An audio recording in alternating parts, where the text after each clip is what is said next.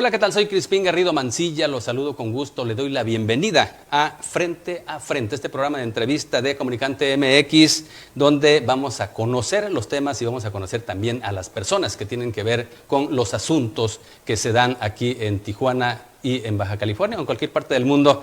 En esta ocasión tengo el gusto de tener aquí conmigo como invitado al contador Juan Manuel Hernández Niebla, presidente del Consejo Ciudadano de Seguridad Pública en el estado de Baja California. Bienvenido. Gracias, Crispín. Con el gusto de estar contigo y con todo tu auditorio. Bueno, pues vamos a ir entrando en materia. La idea es que este programa sirva, es un poco más extenso de lo que es una entrevista muy breve, es un poco más amplio, un poco más relajado. Y por eso le voy a preguntar primero que nos platique cuál es el contexto y cómo llega a esta responsabilidad tan importante que es presidir este consejo, pues que es, digamos, algo que hace visible una situación que a veces no hay quien la señale, quien la mide. Bueno, primeramente, una vez más, gracias por la invitación. Yo soy Juan Manuel Hernández Niebla, soy un tijuanense de nacimiento. Toda mi vida he estado aquí en nuestra ciudad. Soy empresario, empecé como empleado, como ejecutivo de una maquiladora muy grande aquí en Tijuana, y por ahí de los principios de este siglo decidí independizarme. Me fue bien, afortunadamente, en la parte empresarial. Me dedico a darle servicio a la industria maquiladora, y a partir de esa situación siempre he tenido la inquietud de participar en la sociedad. Tenía algo de tiempo que podía dedicarle a las labores sociales y me enrolé en la Coparmex. Estuve por ahí de consejero 5 años en la Coparmex y finalmente en el 2010 me convertí en el presidente del Centro Empresarial de Tijuana. Estuve en el Coparmex del 2010 al 2012. Ya desde entonces el tema de la seguridad pues era un tema de día a día, algo que teníamos que estar siempre opinando, invitando a las autoridades a participar. El asunto de la inseguridad desafortunadamente ha estado presente pues desde allá del 2007, 2008, ¿no? Que fue cuando vivimos una situación muy álgida aquí los tijuanenses. Del 2010 al 2012 fui presidente de la Coparmex, después fui presidente del Consejo Coordinador Empresarial, del 2012 al 2014. Seguí el tema de la seguridad presente dentro de todos los temas empresariales que vivíamos en aquellos entonces. Pues el tema de la seguridad era algo que estaba ahí, que nos preocupaba a todos los baja californianos. Terminé mi función como presidente del Consejo Coordinador Empresarial, y bueno, un grupo de amigos llega y me invita para que presentara yo mi candidatura al Consejo Ciudadano de Seguridad Pública de Baja California. Explico muy rápidamente en qué consiste el Consejo Ciudadano de Seguridad Pública. Está bajo la Ley de Seguridad Pública Estatal, es un organismo reconocido por la misma ley, y lo conformamos 15 miembros, 8 de la sociedad civil y 7 gubernamentales. Los 8 de la sociedad civil somos 3 consejeros estatales, un representante del sector empresarial, tu servidor, un representante del sector académico, la doctora Marina del Pilar Olmedo, catedrática de la UABC y madre de la alcaldesa de Mexicali, y un consejero ciudadano, que es el señor Juan Aldrete de la ciudad de Tecate, representante de los organismos de la sociedad civil. De ahí están los presidentes de cada uno de los comités ciudadanos de seguridad pública de cada municipio. Esos conforman los 8 ciudadanos, y luego por el lado gubernamental están el secretario de Seguridad Pública o el director de Seguridad Pública de cada municipio, el fiscal general y el presidente del Tribunal de Justicia del Estado. Con ellos nos tratamos de reunir cuando menos una vez cada 3 meses. Nos toca opinar en materia de políticas públicas, en materia de seguridad.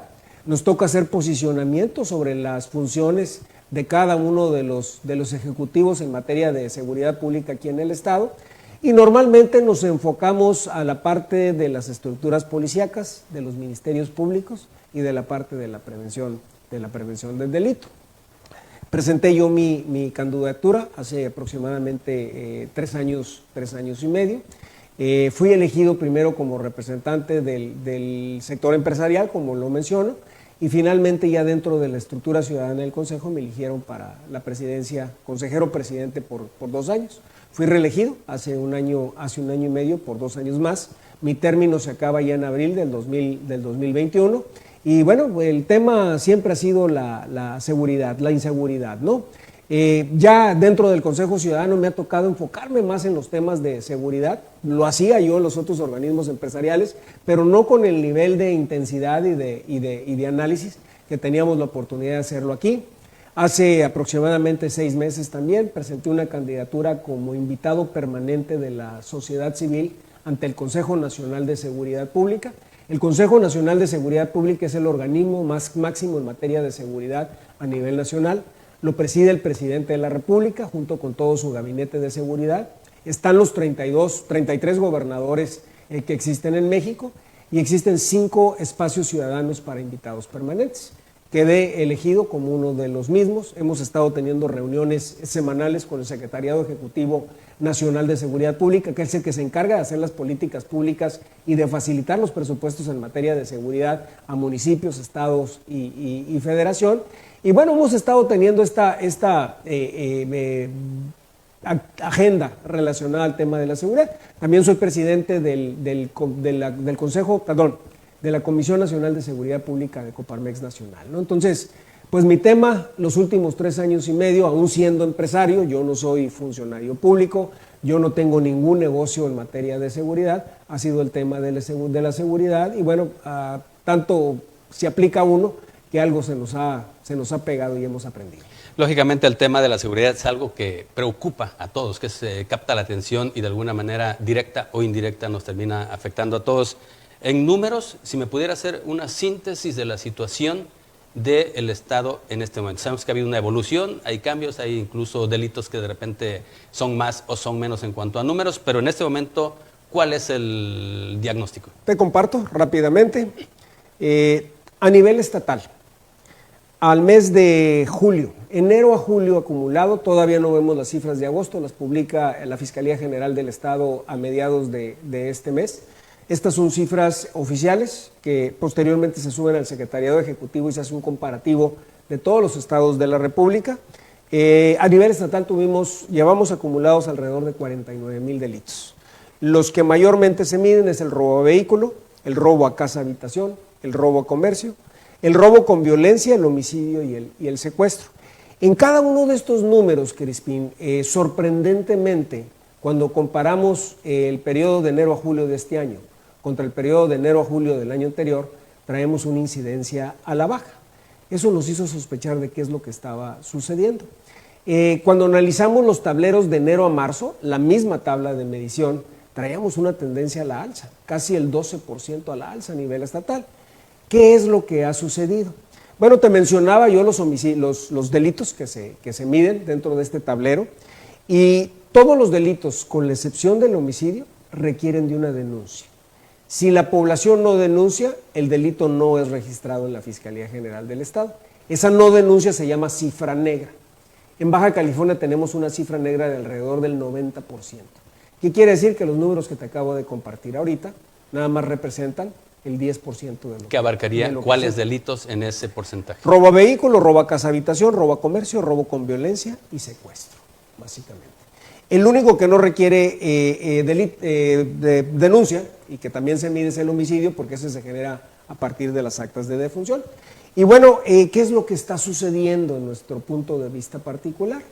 Que a raíz de la pandemia, 1, la gente dejó de circular, 2, dejó de denunciar, tenían miedo a contagiarse, los ministerios públicos estaban semicerrados, y de igual manera el sistema de justicia, como tú lo sabes, estuvo cerrado por más de 3 meses. Entonces, esa baja en la denuncia nos genera una incidencia delictiva en teoría a la baja.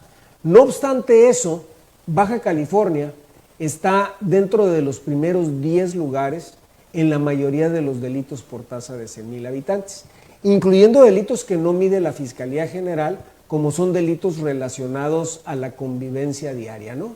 Delitos de violencia intrafamiliar, feminicidios, violaciones, violencia familiar denunciada. En todos esos, aunado a robo de vehículos, homicidios, estamos dentro de los primeros 10 lugares a nivel nacional. Contestándote ya con estas cifras, pues la situación de inseguridad en Baja California es una situación extremadamente complicada. Creo que la población así lo manifiesta, creo que la población así lo siente. Y más allá de lo que un tablero de incidencia delictiva nos pudiera decir, finalmente Baja California tiene una situación sumamente complicada en materia de violencia. En estos casos de los delitos que no se denuncian, que quedan pues dentro de las casas, solamente trascienden aquellos que de alguna manera tienen que ver ya con la vía pública, tiran un cuerpo por ahí, alguien pues es... en el caso, por ejemplo, la chica de Mexicali que intentaron incinerar el cuerpo, si no, muchos quedan prácticamente detrás de las paredes, ¿no? El homicidio es el único que no tiene cifra negra. El homicidio básicamente se mide en base al acta de defunción. El resto de los delitos pues requieren que la ciudadanía desfile ante el Ministerio Público les denuncie para poder que sean contabilizados. Sí me gustaría ahondar un poquito más en el tema de los feminicidios y de las violaciones. También es algo que se ha hecho más visible, no solamente en Tijuana o en Baja California, en todo el país, pero particularmente aquí ha habido casos terribles. Tijuana tiene el primer lugar nacional en materia de feminicidios, de acuerdo al último tablero del Secretariado Ejecutivo Nacional de Seguridad Pública, y va relacionado a la problemática que yo te mencionaba, el tejido social. El tejido social nos ha dado pauta para una serie de incidencias delictivas a las que no estábamos acostumbrados en el pasado. Lo que mencionaba, ¿no? Violaciones, adicciones, inclusive te diría el fenómeno de los homicidios está estrechamente relacionado al problema del tejido social. Y la ecuación es muy sencilla. Adicciones es igual a narcomenudeo, narcomenudeo es igual a guerra por las calles y guerra por las calles es igual a homicidios.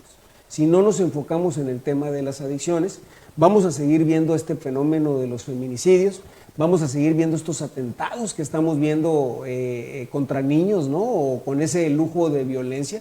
Es muy obvio que estas personas están bajo la influencia de algún tipo de tóxico extremadamente dañino para sus cerebros y es una guerra que todos los días estamos perdiendo. Mientras más se nos vayan incrementando la demanda de drogas por el fenómeno de las adicciones, mayor homicidios vamos a tener.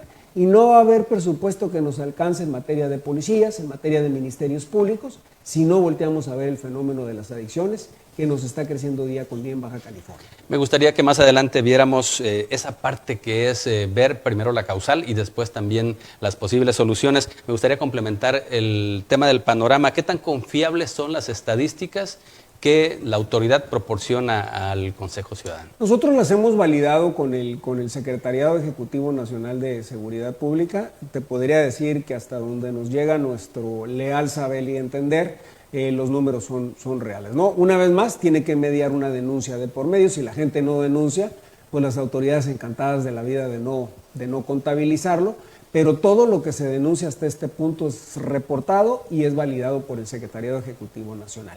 Una vez más, con una cifra negra de alrededor del 90%, que son los delitos que no se denuncian.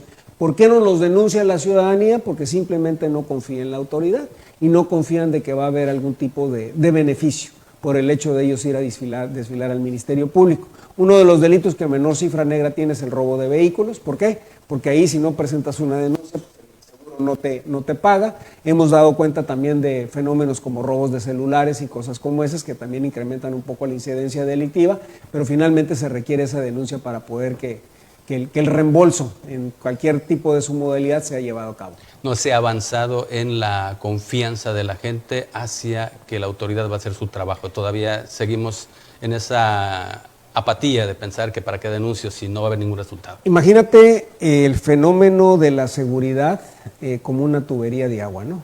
En el inicio de la tubería del agua están los delincuentes, son los que alimentan esa tubería. ¿Quién los canaliza hacia esa tubería? Los policías. No tenemos suficientes policías, pero finalmente pues el policía genera la detención, como lo hemos visto, y lo presenta ante el Ministerio Público. Ahí la tubería se empieza a hacer angosta. Tenemos menos ministerios públicos de lo que la incidencia delictiva nos está generando. El Ministerio Público se ve desbordado, el policía no hace una detención correcta, no llena correctamente el informe policial homologado, que bajo el nuevo sistema de justicia penal es un requisito, y bueno, de ahí empieza la impunidad. Menos ministerios públicos, poco capacitados y totalmente desbordados por la incidencia delictiva y por las detenciones policíacas. Y al final de la tubería está el sistema de justicia.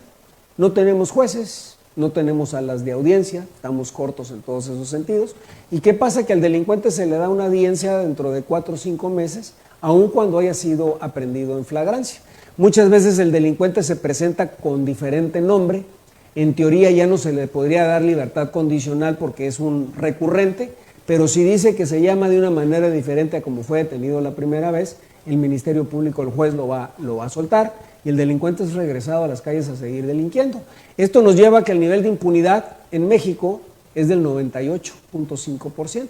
Si nos vamos a un nivel de impunidad de 98,5%, pues es muy redituable ser delincuente, ¿no? Es poco riesgo, mucha utilidad. Entonces, finalmente esa es la parte que tenemos que revertir, pero esa tubería de agua se tiene que hacer igual de gruesa desde que entra el sistema hasta que sale del sistema. Cosa de la cual estamos muy lejos. Vamos a hacer una pausa, vamos a seguir con este tema, todavía queda más que hablar sobre eso. Estamos con Juan Manuel Hernández Niebla, que es presidente del Consejo Ciudadano de Seguridad Pública aquí en el estado de Baja California. Hacemos una pausa, regresamos. Estamos en Comunicante MX, en Frente a Frente.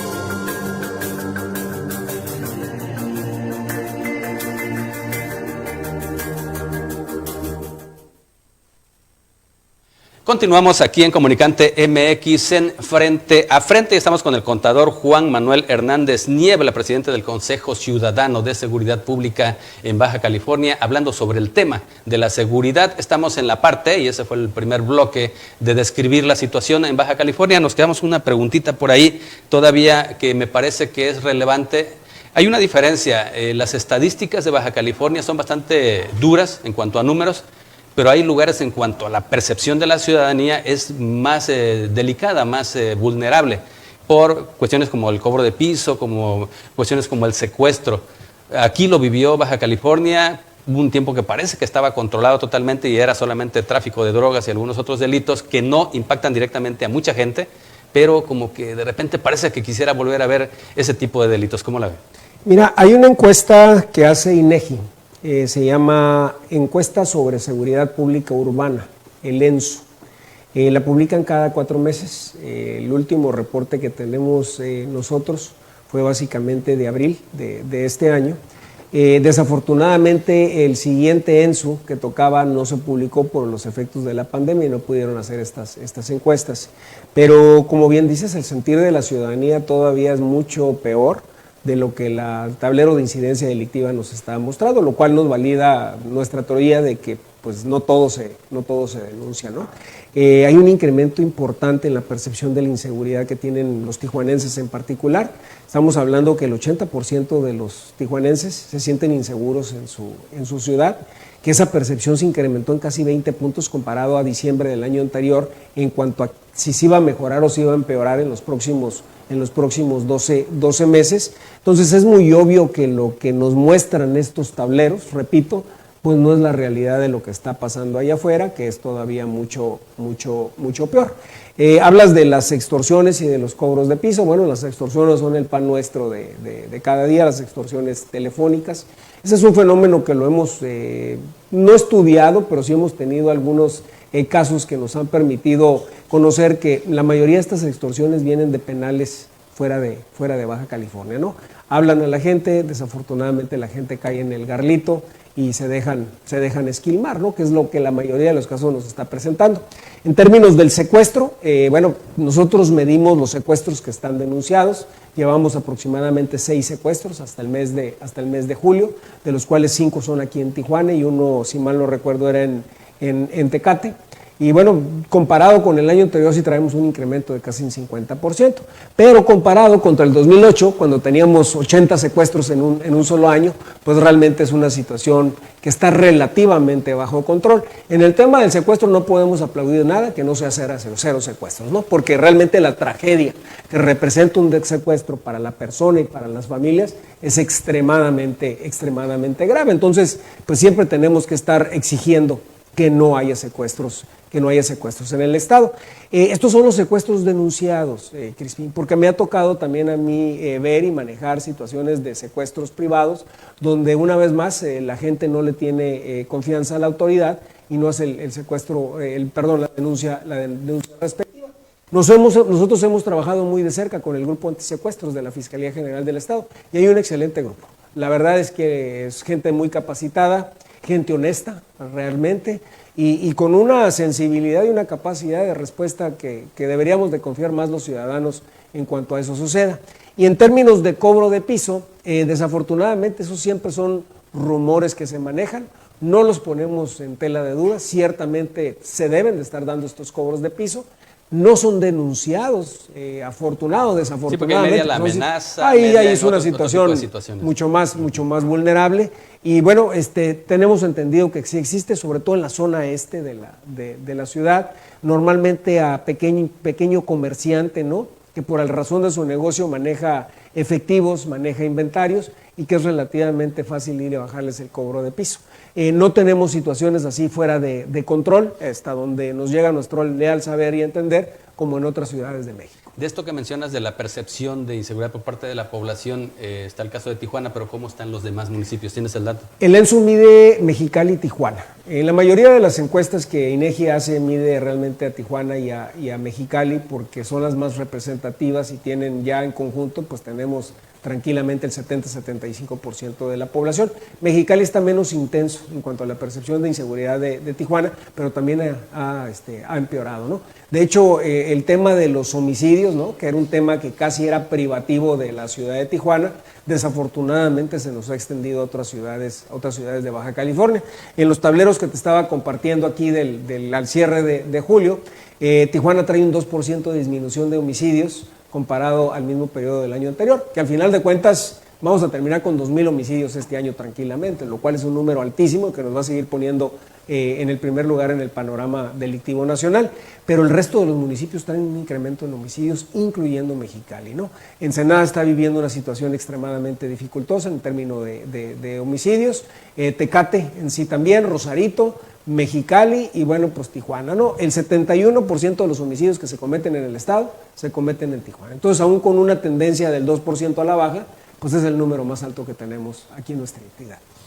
Yéndonos a la génesis de lo que es toda esta situación que se está viviendo, la narcocultura, por ejemplo, creo que es algo que no se ha trabajado, aparte de eso, pero que está muy arraigada en la población, la música, el lenguaje, pues a veces la apología de cosas que son delito, incluso la crítica muy fuerte a las corporaciones cuando no siempre están actuando mal, a veces están realmente haciendo algo en favor de la ciudadanía. Hablas de dos temas coyunturales, el primero es esta narcocultura y el segundo la apología del delito, ¿no?, que se llama, y el segundo el factor policíaco, ¿no?, y la labor de los policías en el combate a la inseguridad. En términos de la narcocultura, de la apología del delito, creo que va relacionado al problema del tejido social que te he estado mencionando. Ahora sí, ¿no? expláyate bien. Desafortunadamente, pues para muchos sectores dentro de la población, el ser narcotraficante se puede hacer hasta aspiracional. Y creo que ahí pues hemos fallado como país en los niveles de educación que le hemos dado a nuestros jóvenes, en las oportunidades de trabajo digno y honrado que también les estamos dando, donde finalmente ellos crecen en un entorno que es muy vulnerable a este tipo de situaciones, ¿no? Por ahí se mencionaba en algún libro, decía, bueno, más vale un año de rey que 5 de güey, ¿no? O sea, básicamente, ¿qué es lo que quiere decir esto? Dice, bueno, pues prefiero pasármela bien con todo el poder, aunque sé que mi persona va a ser sujeta a algún tipo de situación, ya sea de encarcelamiento o desafortunadamente de homicidio. Y luego de ahí viene la crítica al policía, ¿no? Creo que uno de los grandes pendientes que tenemos como sociedad es el acompañamiento y la dignificación de nuestra policía. Y no estoy aquí para defenderlos. Yo sé que hay muchos policías que se prestan a situaciones es señalar dudosas, el hecho, sí. Abusos inclusive a la misma población, pero creo que también a la policía le hemos fallado como sociedad. No la hemos acompañado dentro de lo que ellos requieren. Ellos son padres de familia, son madres de familia, tienen hijos. Me ha tocado ver policías que caen en el servicio y donde se andan haciendo cooperaches para enterrarlos y para apoyar a la familia. Llegan los mismos jefes policíacos y ellos son los que los corrompen, los que los mandan a extorsionar, los que le exigen una cuota para estar trabajando, los que les piden que compren su uniforme, que compren sus balas, que ellos compren sus propias armas. Básicamente los echamos a perder. No existe la estructura adecuada para poder acompañarlos. Y cuando este policía bueno llega y se confronta con un delincuente, pues finalmente las simpatías se van al delincuente, no se van al policía por el mismo entorno en el que estamos viviendo. Aparte de lo que mencionas de la situación evidente, ¿no?, de desprotección de parte de la sociedad, de parte de las autoridades también, el nivel, si lo comparamos con países donde la policía realmente se ejerce como policía y hace la tarea, que es la positiva en contra de la negativa, que es la parte de la delincuencia, aquí están en mucha desventaja. Los de aquí tienen mucho menos oportunidad de sentirse orgullosos de su trabajo en cuanto a prestaciones, en cuanto a ingresos, que los que están en otros países. Desafortunadamente la estructura está desangelada, ¿no? Por un lado se le tendría que estar dando al policía un buen sueldo, que no son malos los de Baja California, pero un mejor sueldo. Se le tendría que estar dando prestaciones sociales, que ahí sí, pues básicamente estamos en cero. Se le tiene que dar una capacitación adecuada desde el esquema de proximidad policial, ¿no? El trato el diario con la ciudadanía, que tampoco se está dando, darle el equipamiento correspondiente. Hay algo que se llama certificado único policial, que lo certifica el Secretariado Ejecutivo Nacional, y aquí también, cuando menos en Tijuana estamos reprobados, traemos menos del 50% de nuestros policías con esa certificación que se está requiriendo. Entonces, en términos generales, no le damos al policía lo que requiere, no lo dejamos que nos acompañe como parte de la sociedad y como parte de esa familia que ellos también tienen y que ellos también están sujetos a las mismas situaciones que estamos sujetos todos los tijuanenses. Muchísimas gracias. Estamos con Juan Manuel Hernández Niebla, presidente del Consejo Ciudadano de Seguridad Pública aquí en el estado de Baja California. Hay más todavía sobre este tema. Vamos a hacer una pausa, regresamos. Estamos en Comunicante MX en Frente a Frente.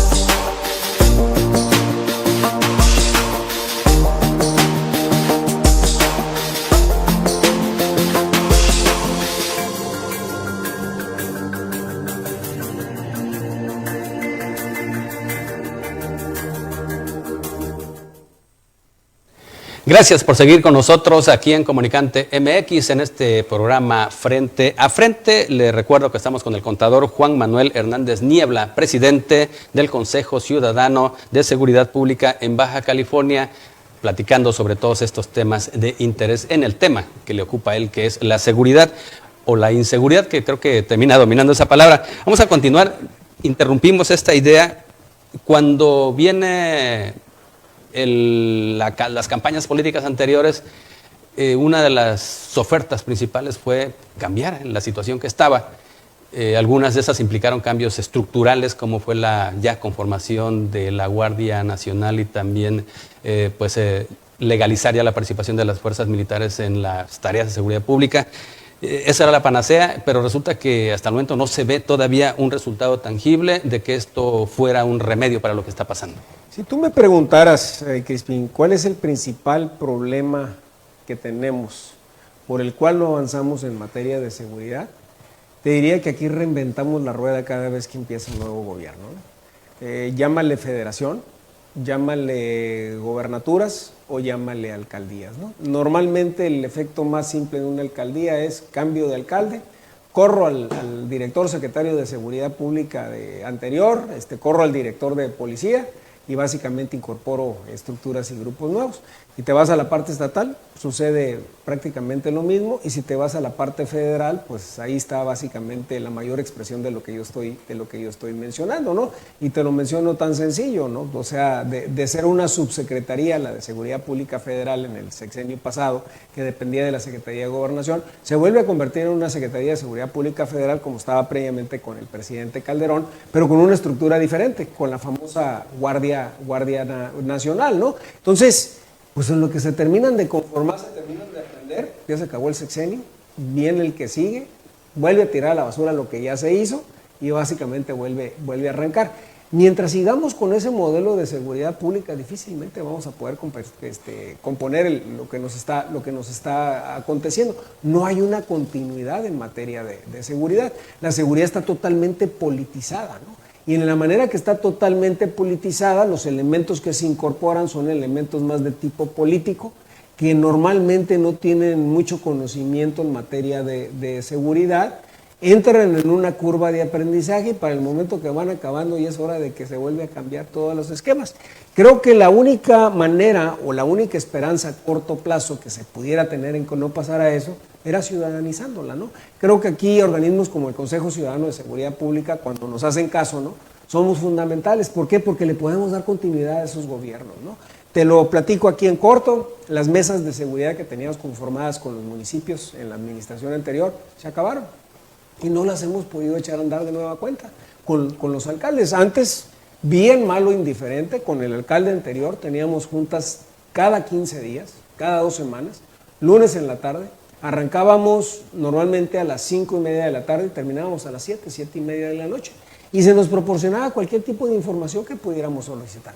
Y nos dejaban hacer propuestas en materia de seguridad. Estas mesas de seguridad estaban conformadas en cada uno de los municipios del estado. Los coordinaba el secretario de Seguridad Pública estatal. Nosotros como Consejo Ciudadano y los consejos coordinadores empresariales participábamos dentro de esta estructura. Si salía por ahí algún organismo que traía alguna inquietud en materia de seguridad, lo invitábamos para que tuviera el voz en el proceso, y todo eso se acabó. Ahora son mesas de coordinación, ya no los Lo que pasa, había 2 esquemas diferentes. El año pasado estaban las mesas de seguridad, que les llamaban, ¿no? Esas mesas de seguridad gubernamentales las presidía el gobernador del estado. El secretario técnico era el delegado del CISEN, del Centro de Inteligencia Nacional, y participaban básicamente todo el gabinete de seguridad estatal y municipal. Ahí se tomaban acuerdos. Lo que nosotros criticábamos en aquellos entonces, que esos acuerdos pues se quedaban arriba y no bajaban a los mandos operativos. Esa era la parte de la estructura oficial. Nosotros adicionalmente teníamos una mesa de seguridad con cada alcalde, con el gobernador en turno, donde se manejaban más temas de tipo ciudadano, ¿no? Inquietudes de tipo ciudadano. Entonces eran estructuras diferentes. Esas mesas de seguridad gubernamentales que te menciono se convirtieron en mesas de pacificación. Y estas mesas de pacificación, en teoría, se llevaban a cabo todos los días a las 7 de la mañana. Al principio hubo problemas porque pues, el gobernador anterior no era de la estructura del nuevo gobierno, no participaba en esas mesas de pacificación, entonces las coordinaciones no se estaban dando, estaban desangeladas. Finalmente eso cambia un poco, entran todos los gobiernos de Morena, se empiezan a tener estas mesas de pacificación, entran en conflicto, como tú ya lo has visto, y pues ya no sabemos si estas mesas se están llevando a cabo y si la coordinación se sigue dando, ¿no? No terminamos de entender las funciones de la Guardia Nacional. Tenemos muchos elementos de la Guardia Nacional aquí en el estado, alrededor de 4,700 elementos, pero lo que lo hemos dicho y se lo hemos mencionado claramente al comandante de la Guardia Nacional, el general Hernández, decimos, no terminamos de sentir ni de ver a la Guardia Nacional. Y él nos dice es que la Guardia Nacional se está coordinando con las policías municipales y con las policías estatales en materia de seguridad. Bueno, pues entonces, más a nuestro favor, porque la inseguridad sigue ahí. Esto tiene un costo humano, muchísima gente desplazada y todo, y sin embargo no se refleja todavía en una mejora en la situación en el tema de la seguridad, la presencia de la Guardia Nacional. La ciudadanía no lo ha sentido, la ciudadanía no ha sentido al Guardia Nacional. La misma Guardia Nacional, sabemos, trae sus propios conflictos de arranque, de nacimiento, ¿no? Este amalgamiento entre policía federal, ejército y marina, más los que contratan de afuera, pues está generando un problema cultural fuerte hacia la parte interna. Nadie se siente con la camiseta de esa Guardia Nacional y finalmente, en términos de seguridad, la guerra es una cruzada, ¿no? Y en esa cruzada, tu ideología, tu mente, tu cuerpo, tu corazón, tienen que estar enfocados en el combate a la inseguridad. Si no tienes todos esos elementos, es muy difícil generar resultados. Como quiera, se hizo una revolución prácticamente a nivel legislativo para darle forma, también algo que como que al principio asustó, que fue darle atribuciones de investigación a la GESI, a la Guardia Estatal de Seguridad e Investigación. De cualquier manera, hay un modelo. ¿Este modelo puede perfeccionarse o cuando venga el siguiente gobierno habrá que votarlo y crear un nuevo modelo? Yo creo que todo va a depender de los resultados en materia de seguridad. Y te diría, si tomamos en cuenta los resultados que llevamos a la fecha, a nivel nacional, pues seguramente van a tener que volver a reinventar la rueda porque los resultados nos están dando. Nos está costando mucho conformar esta Guardia Nacional, ¿no? En el sexenio pasado también fue la Gendarmería, si te recuerdas, que también pues, los resultados fueron ciertamente limitados. Creo que se cometió un gran error en desaparecer a la Policía Federal. A mí me tocó trabajar con la Policía Federal y te puedo decir que si alguien traía la mística en materia de seguridad, eran ellos, ¿no? Era un cuerpo policíaco que tenía muchos años en conformación, como todo, con sus elementos cuestionables, pero en términos generales, a mí me tocó trabajar con muy buenos policías federales. Que además evolucionó porque históricamente tenían altísimos niveles de corrupción, había hasta chistes entre los policías que ellos eran los mejores para la extorsión, sí. Sin embargo se fueron profesionalizando al grado de que había verdadera gente muy respetable dentro de esa corporación. Y muy bien capacitada, y muy bien entrenada, y muy bien educada, ¿no? Entonces realmente era una guardia de élite, la policía federal, entendiendo, ¿no?, que había áreas de oportunidad. Pero finalmente yo creo que es el mismo efecto que te menciono con las policías municipales. La corrupción la generan los líderes, los jefes, ¿no? No son ellos traen las buenas intenciones, ellos quieren hacer bien las cosas, ellos traen esa ideología, ¿no?, en materia de seguridad. Finalmente, pues nosotros como sociedad y los jefes como jefes les tenemos que dar la estructura para que puedan funcionar. Esto no quiere decir que la nueva estructura no pueda funcionar, simplemente hasta el momento no ha mostrado resultados. Si hablamos de que antes la Policía Federal estaba mal y pues llegó a funcionar muy bien, habría que ver si esto, que todavía no se ve muy clara la forma como va a operar, pues finalmente termina funcionando en lo que resta del sexenio. Totalmente, y esa es nuestra esperanza y creo que es el esfuerzo que están haciendo por parte de la Guardia Nacional. Pero hoy por hoy los resultados, tendremos que aceptarlos, son ciertamente limitados. Y esto le quitó presión al ejército, que tenía mucha presión social y política por su participación en las tareas de seguridad y de alguna manera pues ya se la lleva más relajada. Pues yo creo que la Guardia Nacional es el ejército, Crispino. Pues nomás les pusieron el uniforme. Pero el ejército como institución, que tenía esa tarea directamente. Sigue presente. Creo que ha tomado un paso atrás en el ánimo de poderle dar a la Guardia Nacional esa presencia y esa identidad que está buscando, pero el 80% de los elementos que conforman la Guardia Nacional son marinos o armada, ¿no?, ejército. Entonces realmente pues el ejército ahí está, ¿no? De una manera disfrazada, pero ahí está en materia de seguridad. Y si hablamos de trabajo legislativo, que es federal y es también estatal, el tema del sistema de justicia penal acusatorio, porque nuevo ya no es, ya no tiene la justificación de que lo estamos aprendiendo, ya es como es. ¿Qué tanto ha contribuido para que esto pues esté como esté, sobre todo estancado? Ese sistema no termina de arrancar, ¿no? Te mencionaba parte de los diagnósticos al principio de la entrevista, no hay suficientes jueces, no hay suficientes salas de audiencia. Aquí en Baja California el nuevo sistema de justicia empezó por ahí del año 2009, 2010, inició en Mexicali.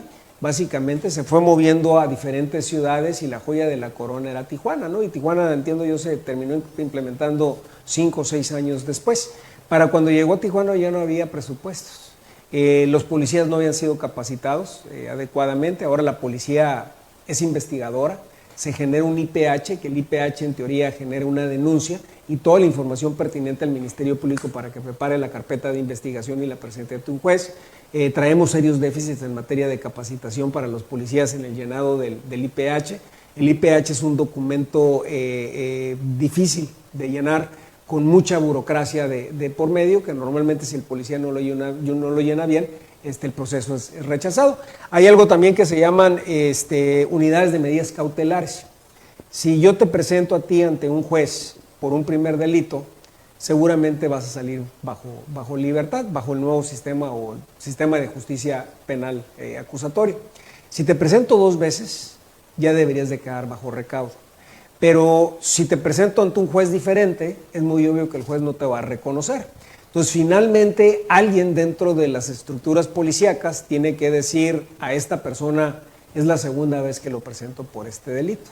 Esa situación no existe. Las unidades de medidas cautelares precisamente hacen eso, llevar una base de datos de la persona como se está presentando. Si lo van a dejar bajo libertad condicionada, pues le tienen que poner un brazalete. Todo eso no se ha terminado de conformar a nivel fuero común, o sea, a nivel estatal, ni a nivel federal. La última vez que yo supe, para los delitos en materia federal que se presentan ante la Fiscalía General de la República, había una sola persona que manejaba esta unidad de medidas cautelares en todo el estado. Y la persona ni siquiera tenía carro para desplazarse. Entonces, pues la estructura es un fracaso, no está adecuada y fundamentada adecuadamente desde el día 1. Y si empiezas a ver cada una de las áreas de seguridad, te puedo dar ejemplos como el que te acabo de dar, porque esa estructura está desangelada, no está coordinada, y todas esas promesas de campaña que nos hicieron cuando iniciábamos este segmento, pues no se han cumplido. Se vio el qué, pero no tenemos todavía el cómo. Vamos a hacer una pausa. Les recuerdo que estamos con el contador público Juan Manuel Hernández Niebla, presidente del Consejo Ciudadano de Seguridad Pública en el estado de Baja California. Estamos en Comunicante MX a través de o presentándole el programa Frente a Frente. Regresamos.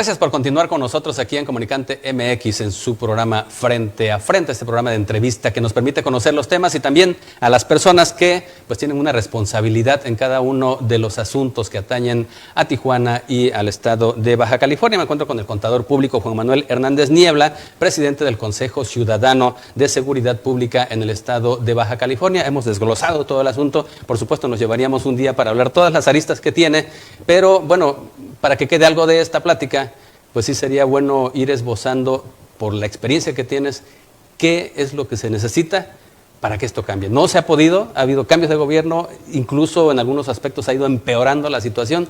¿Qué es lo que hace falta? ¿Qué se tiene que hacer? Imagínate el círculo virtuoso de la seguridad como un triciclo de 3 ruedas, Crispín. En la rueda de adelante debe de estar la parte policíaca. Coordinación y profesionalización policíaca. Esa va a ser la rueda que jale a las otras 2 del triciclo. En la rueda del lado derecho va a estar la Procuración de Justicia, el Ministerio Público y el Sistema Judicial. Y en la rueda del lado izquierdo van a estar los programas de prevención al delito. Cada una de esas ruedas tiene que estar engranada y jalar al unísono para poder que este asunto pues tenga esperanza de ser solucionado. Dentro de ese contexto de las 3 ruedas, en medio imagínate los derechos humanos, básicamente, porque son fundamentales en el manejo de la seguridad. Eso de que para que la cuña apriete tiene que ser del mismo palo, aquí no funciona, o como decían también que los derechos humanos eran para los humanos derechos, tampoco funciona. Tenemos que haber un respeto al Estado de Derecho. Y luego de ahí venlo en ese círculo donde tienes al Ejecutivo, al Legislativo y al Judicial, a nivel federal y a nivel estatal. Cada uno de ellos tiene que trabajar en que esas 3 ruedas estén aceitadas. Ciertamente el jefe político en materia de seguridad tiene que ser el presidente municipal, el gobernador, el presidente de la República. Lo primero que tienen que hacer ellos es reconocer el reto, ¿no? Reconocer el número. Traemos una confrontación con el alcalde de Tijuana, porque él anda con los números alegres, ¿no? Y a nosotros es nuestra obligación decirle esto es lo que está sucediendo, y bueno, pues no le gusta que se lo digamos. Finalmente entra un esquema de negación y de denostación. Bueno, lo primero es que el jefe político municipal, estatal o federal reconozca el problema de la seguridad. Segundo, él es el que tiene la capacidad para hacer que se conjunten todas las fuerzas políticas del Estado. Nos vamos al legislativo. El legislativo tiene que legislar de manera de que en materia de seguridad existan las mejores leyes y las mejores estructuras. Te doy un ejemplo, la prestación que hablábamos para los policías. Eso ya está legislado y se tiene que bajar un reglamento a través de cada uno de los municipios. Eso tiene que suceder, ¿no? Y luego la parte de la prevención al delito, que en mi opinión debería ser la parte más importante en materia de seguridad, donde desafortunadamente hemos tenido programas que son más de tipo partidista, corporativista, ¿no? Que también se inventan y se reinventan cada uno de los periodos y no hay una continuidad ciudadana en materia de adicciones y de todos los temas que habíamos estado mencionando. Cada una de esas 3 ruedas requiere de una estrategia respectiva. Necesitamos más y mejores policías, más capacitados con más estructuras, como platicábamos. Necesitamos mejor Ministerio Público, mejor sistema de justicia, con métricas de desempeño, con mediciones y con una transparencia abierta hacia la sociedad para que vean lo que está pasando. Y necesitamos mejores programas de prevención en materia de fortalecimiento de tejido social para poder aspirar a un mejor estado a largo plazo. Yo les decía, por ejemplo, si no atacamos la demanda de drogas aquí en nuestro estado, pues la demanda va a estar ahí, la oferta siempre va a estar ahí, más violenta, menos violenta, y no va a haber dinero que nos alcance para contratar policías y ministerios públicos si seguimos creciendo el problema de adicciones aquí en nuestro estado y en nuestro país. Entonces, esas 3 ruedas tienen que tener estrategias continuas, que se les dé una continuidad, que se les asignen los presupuestos correspondientes también, porque en materia presupuestal nos hemos quedado parados donde mismo. Te menciono muy rápidamente, México invierte el 0.9% de su Producto Interno Bruto en materia de seguridad. Los países de la OECD en promedio invierten 1.8%.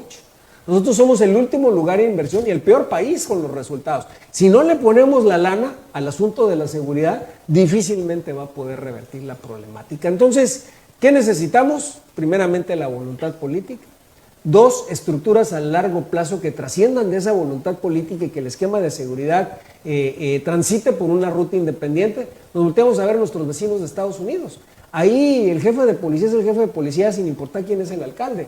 El procurador de justicia es votado dentro de una estructura ciudadana. Entonces necesitamos despolitizar la seguridad para poder que esto nos genere a largo plazo. Y no podemos estar reinventando la rueda cada periodo. Cada vez que cambiamos alcalde, cambiamos gobernador o cambiamos de presidente de la República. Se dice muy rápido, pero es extremadamente complicado. Hay dos cosas en lo que se refiere a el tema de quienes cometen los delitos. Tenemos mucha gente que llega de otras partes del país, gente que llega incluso ya enviciada y gente que viene deportada en las peores condiciones, no generalmente, pues, para no generalizar, pero muchos de ellos vienen de las cárceles por alguna infracción o alguna situación allá, fueron a la cárcel y salen directamente a Tijuana para no andarle buscando mucho, o a Mexicali. Esa es una parte, es gente que ya está en la calle, que está como indigente y que está consumiendo drogas en la mayoría de los casos. Y hay otra parte que es la que está en las casas, donde también entra la tarea preventiva, que es cómo hacer que las nuevas generaciones, los que vienen después de estos, pues no caigan en lo mismo, ¿no? Entonces, ¿cómo ves esa situación? ¿Qué podemos hacer ahí? Estoy de acuerdo contigo, en materia de prevención estamos a una generación, básicamente. Tenemos que empezar a trabajar ahorita para que la próxima generación se salve. El fenómeno migratorio, cuando menos desde la perspectiva que nosotros vemos y conocemos, no es un factor de importancia en términos de inseguridad.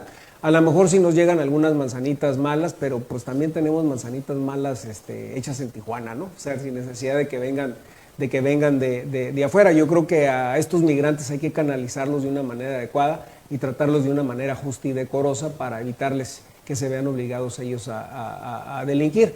Creo que el fenómeno es mucho más complicado que poder decir o culpar a un grupo migratorio o a un grupo dentro de la sociedad civil. Creo que es un contexto generalizado donde día a día, desafortunadamente, estamos perdiendo la batalla por el tejido social y eso nos está dando pauta para la violencia que estamos viviendo en nuestro estado. ¿Qué corresponde al gobierno? Se llegó a un punto en el cual no se había podido, que hubiera una sola línea de gobierno y aún así no hemos tenido todavía un avance.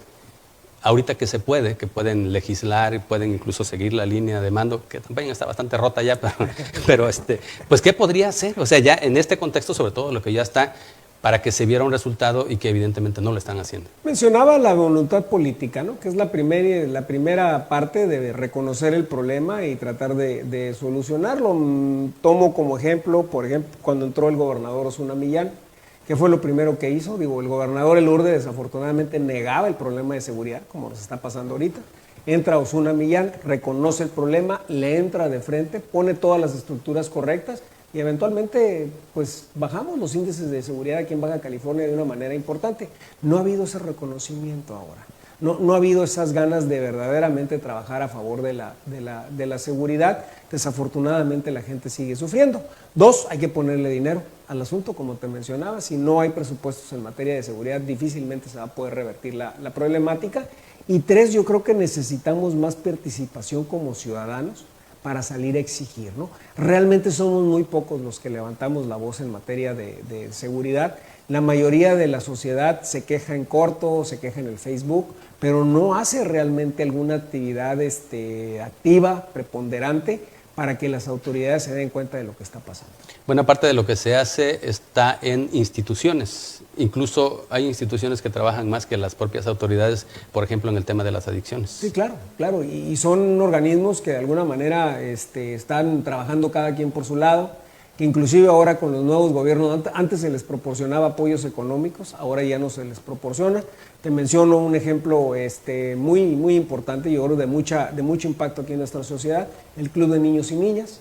Estos clubes dejaron de recibir los apoyos gubernamentales, ahora tienen que buscar ellos sus propios ingresos. ¿Qué hace este Club de Niños y Niñas? Canalizar a los chavos, papá y mamá trabajan, van a la escuela, llegan de la escuela a la casa, tienen tiempo libre, en lugar de quedarse ahí sin hacer nada, el club los jala, los desarrolla, les da clases de danza, les da clases de educación física, les ayuda con sus tareas, pero son organismos que están trabajando de una manera separada donde realmente no existe un apoyo claro por parte de la autoridad. Que si se ve en perspectiva, es precisamente buena parte de los problemas que hay de adicciones, inician precisamente porque la mayoría de los papás y las mamás trabajan y hay una parte en la cual necesitan esa ayuda, porque es una ayuda que incluso se estaba trabajando en eso para tener a sus hijos en un lugar seguro, en un lugar en el que no estén expuestos. Exactamente, ¿no? Creo que de ahí parte, por eso te mencionaba, en materia de prevención estamos una generación de poder arreglar el problema si empezamos hoy. Juan Manuel Hernández Niebla, ¿algo más que quieras comentar? Invitar a la sociedad a participar, desde la plataforma que más les guste, pero yo creo que la participación ciudadana es la única que va a poder hacer la diferencia en nuestro país. Muchísimas gracias. Yo también le doy las gracias a usted por acompañarnos. Soy Crispín Garrido Mancilla, él es el contador Juan Manuel Hernández Niebla, presidente del Consejo Ciudadano de Seguridad Pública aquí en el estado de Baja California, que nos regaló toda esta experiencia que él tiene para compartirla con ustedes, para tener una visión diferente, un poco más completa del tema de la seguridad y la inseguridad en el estado de Baja California. Gracias por acompañarnos aquí en Frente a Frente en Comunicante MX. Lo invito, esta entrevista estamos inaugurándola, es la primera y vamos a estar cada martes con usted, así que muchísimas gracias también por haberme concedido. Gracias y saludos a toda la audiencia. Hasta pronto.